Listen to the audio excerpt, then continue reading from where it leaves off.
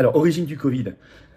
Bon, bah, ces fracassantes révélations, on va les voir ensemble. Alors, y compris, je vous ai dit sur le calendrier, cette histoire de vaccin prêt en 2019. Mais c'est écrit dans les documents. Donc, si vous voulez, là, le problème, c'est que ça va être compliqué de dire que c'est complotiste. Surtout quand le patron de Facebook fait aussi des révélations sur la censure. Bon, donc on commence. Allez, qui a sorti ça? Un grand journal britannique, au Royaume-Uni, en Irlande, Sunday Times.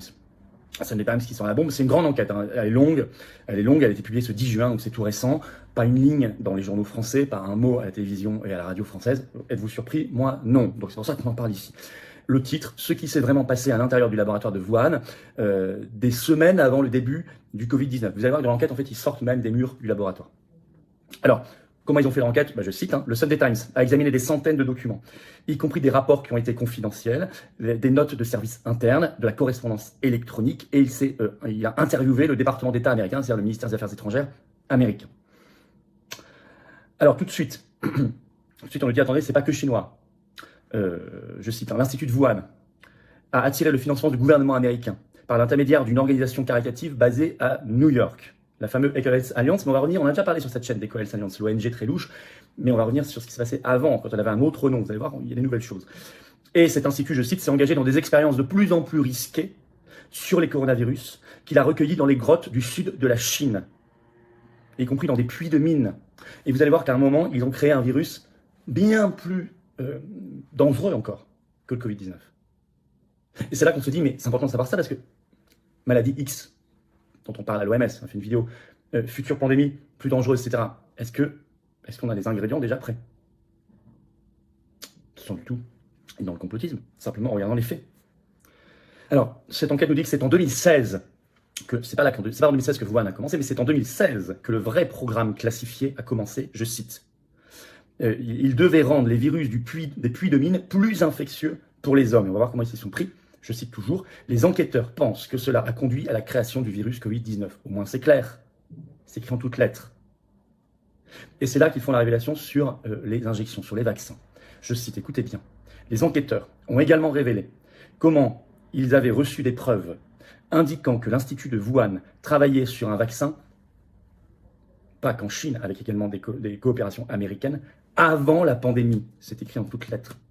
Je cite toujours, des scientifiques ont dit qu'ils pensaient qu'il y avait une recherche sur les vaccins en cours à l'automne 2019. À l'automne 2019. Je rappelle qu'on nous a dit que les premiers cas officiellement, c'était janvier 2020 en Chine. Avec d'immenses risques sciemment pris. Je vous cite un extrait du Sunday Times. Le microbiologiste Richard Ebright de l'Institut microbiologique Waksman de l'Université Rutgers est un opposant de longue date au type de travaux à haut risque entrepris à Wuhan. Il a examiné certaines des expériences. Il est décrit comme, je cite, de loin, la recherche la plus imprudente et la plus dangereuse sur les coronavirus, ou même sur les virus en général, connue pour avoir été entreprise à tout moment et en tout lieu. Voilà ce qui est écrit. Ils l'ont sciemment fait.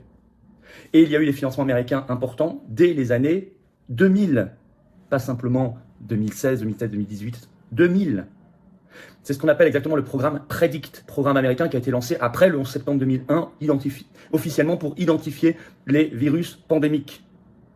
En 2009, ce qui s'appelait alors la FIDUCI, qui sera ensuite rebaptisée Eco-Health Alliance, une ONG américaine, a reçu 18 millions de dollars sur 5 ans dans le cadre de ce programme militaire fédéral américain, de renseignement également et scientifique, PREDICT. Et 1 million de ces dollars ont été redirigés pour FIDUCI, rebaptisé ensuite Eco-Health Alliance, vers l'Institut chinois de Wuhan. Vous suivez le schéma, on a les pièces manquantes du puzzle là. Mais les expériences vraiment de pointe, écrit le Sunday Times, ont été réalisées aux États-Unis par le virologue vétéran Ralph Baric, qu'on a déjà parlé sur cette chaîne, à l'université de Caroline du Nord. Notamment des recherches de gain de fonction, quand on améliore entre guillemets des virus ou qu'on les rend plus infectieux, plus dangereux, etc. Il a utilisé une technologie pour fusionner différents agents pathogènes en mélangeant leurs gènes. Et en fait, la collaboration entre ce qui se passait en Caroline du Nord, chez Baric, qui faisait des recherches en gain de fonction, et ce qui se faisait à Wuhan, chinois, américain, français aussi, cette connexion, cette collaboration officielle se fait à partir de 2013. Et c'est en 2014 qu'officiellement, mais vous savez que ça n'est qu'officiellement, ce ne sont que des mots, le gouvernement fédéral américain interdit officiellement, en tout cas décrète un moratoire plus exactement, sur les recherches en gain de fonction, à partir de 2014. Or, a été créé dans cette collaboration Caroline du Nord, Wuhan en 2018, un virus mutant ultra dangereux. je cite, écoutez bien, je cite Sunday Times, sur ce virus mutant ultra dangereux. À peu près à la même époque, l'Institut de Wuhan a fait un autre pas périlleux avec son travail sur les virus Chitou. Cela a commencé ce que le professeur Richard Ebright décrit comme l'expérience de coronavirus la plus dangereuse jamais entreprise. Les scientifiques ont sélectionné 3 virus mutants cultivés en laboratoire, créés en mélangeant des virus de type SARS avec le WIV1, dont il a été démontré qu'ils infectaient les cellules humaines. Ces mutants ont ensuite été injectés dans le nez de souris albinos avec des poumons humains. L'objectif était de voir si les virus avaient le potentiel de déclencher une pandémie, s'ils étaient fusionnés, comme ils pourraient le faire naturellement dans une colonie de chauves-souris. Le virus WIV1 original a été injecté dans un groupe de souris. À titre de comparaison, les souris ont été surveillées, je cite toujours, dans leur cage pendant 2 semaines. Les résultats ont été choquants.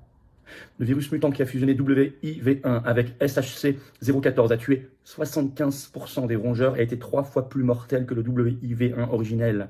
Dans les premiers jours de l'infection, on a constaté que les poumons humains des souris contenaient une charge virale jusqu'à 10 000 fois supérieure à celle du virus WIV1 originel.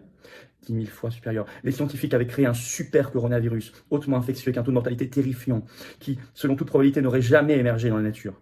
Le nouveau virus génétiquement modifié n'était pas le Covid-19, mais il aurait pu être encore plus mortel s'il avait fui. Retenez ces lignes, retenez ces lignes. Peut-être qu'elles résonneront particulièrement dans les mois et les années qui viennent. Je ne sais pas, je ne le souhaite pas. Je ne le souhaite pas, mais il faut alerter. Et on nous précise dans cet article que cette expérience, celle-ci, a été partiellement financée par les subventions d'EcoHealth Alliance américaine.